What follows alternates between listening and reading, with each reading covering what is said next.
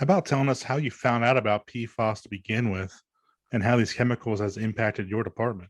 So really, I had become president with about 5, 6 years on the job, pretty involved, but never really heard anything about the PFAS issue. But shortly into my tenure as president, we ended up with one of our members passing away probably 6 weeks after I took office.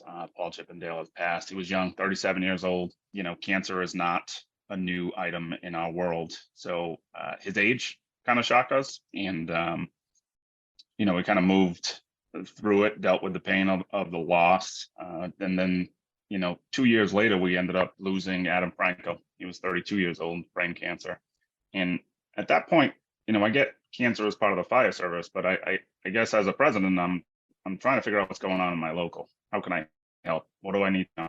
And curiosity led me through a lot of places on the internet, and obviously social media was one of those players. And just happened to come across some social media posts from a fire wife, just basically expressing a desire for anyone to listen to her, and that was Diane Carter out of Worcester. Her husband had recently been diagnosed with cancer, and she had come across some information about these chemicals and had led me to believe that maybe Europe was doing some things that we're not.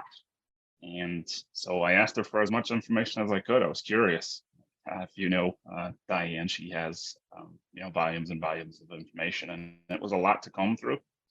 Initially, I just thought this conversation was way above my pay grade, way above this was science. I'm a firefighter, and so that was a difficult thing for me to kind of get through all of that information. But that's really how it was brought to my attention, and really just kept working with Diane and trying to get more information, and met a bunch of people around the country who were taking on this issue. So